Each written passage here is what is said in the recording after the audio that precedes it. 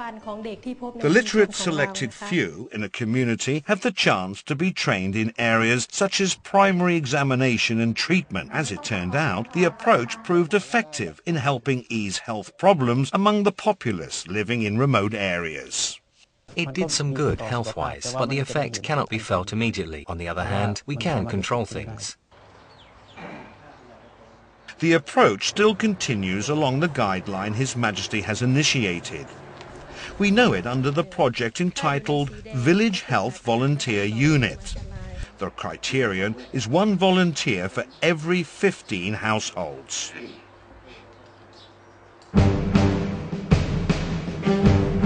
In the beginning, we needed iron lungs. Just imagine, the things had to be imported. We did not know how to invent one. As it was an emergency case, His Majesty graciously allotted an amount from his personal fund for the purchase of such iron lungs or other respiratory equipment of the kind to be primarily installed at Silirat Hospital. It was hydrotherapy. We had to rely on pumping machine to revive different parts of the body muscles in the limbs. A forceful stream of water was directed right at these muscles.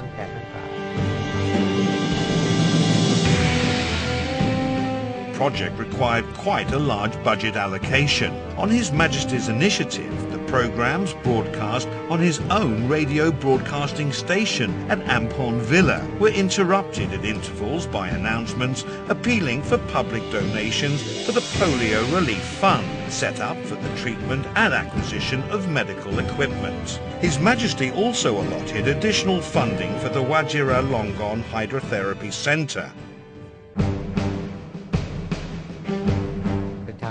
Leprosy was spreading among people in marketplaces and such.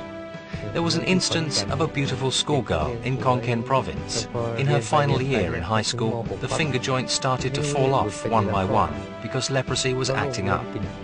In the end, only the stump of her hands and feet remained.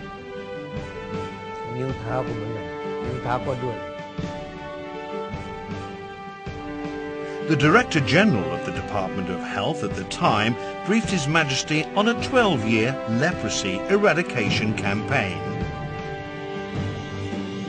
His Majesty inquired if the campaign could be accelerated. The answer was positive, but only after a research institute had been established, training courses set up for the officials and staff concerned, and research on leprosy conducted. With the support from both Germany and Japan then, the project could be completed within 8 years.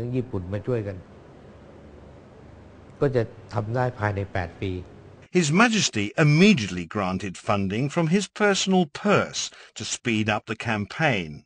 That was Rajprachar Samasai Research Institute. The name given by His Majesty came into being. His Majesty went by boat to preside over the foundation stone laying ceremony.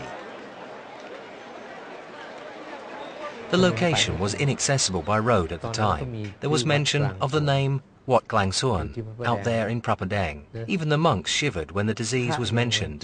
They would not allow leprosy doctors to enter the temple ground. 2 years passed. The construction of Rajprachar Samasai Research Institute was completed.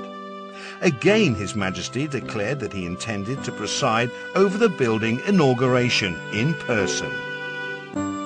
The monks had a positive rethink. They recalled that the king had come by boat which moored at the Chowpria river bank and walked there to lay the foundation stone and then back again to the boat. Now that the institute was ready for the inauguration by His Majesty, the monks joined efforts to build a road and invited His Majesty to use it as well as to graciously inaugurate it. Finding out that His Majesty was going to attend the ceremony in person, doctors could not help being concerned for his health. They were afraid he might catch the infection through the presence of leprosy patients in attendance at the institute. You might want to ask if His Majesty was put off by the lepers' presence, with their rough skin, physical disfigurement and such. All I want to say is, if His Majesty had minded, he would not have come.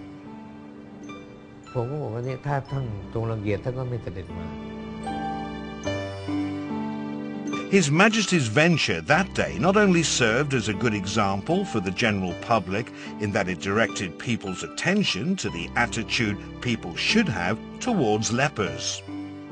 It has also illustrated His Majesty's support for physical therapy and plastic surgery after the patients had been completely cured.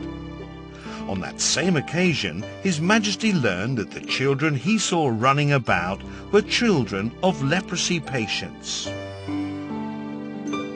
Astonished, His Majesty asked, "Don't they go to school?" The answer was no. No school would accept them. These children had been rejected. Asked about the possibility of setting up a school for them, they told me it was not in their area of concern to set up a school for lepers' children.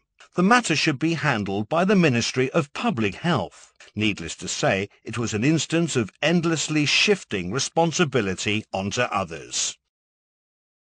His Majesty graciously granted 1 million baht from his own personal fund for the establishment of the school through Tanpiying Dusadi Mala Malakun.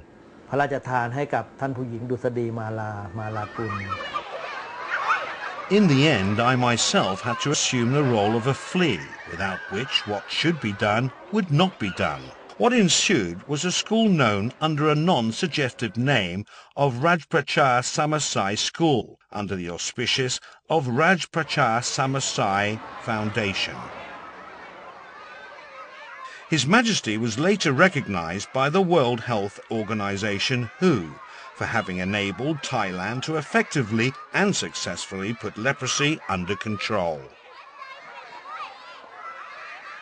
Along the way, there have been certain complaints as to why the Royal Initiated School for Lepers Children is now solely admitting normal children. My answer is, that's exactly His Majesty's strategy. What good would it do if the school is still there, but will not admit children of normal, healthy parents, while leprosy in Thailand is a thing of the past? Nothing is impossible. Time will show.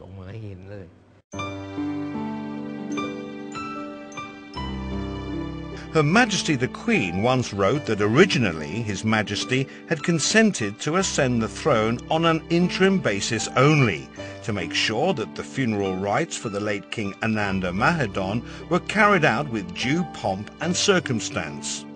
But as it happened, it was the people's love and loyalty that had restrained His Majesty from leaving.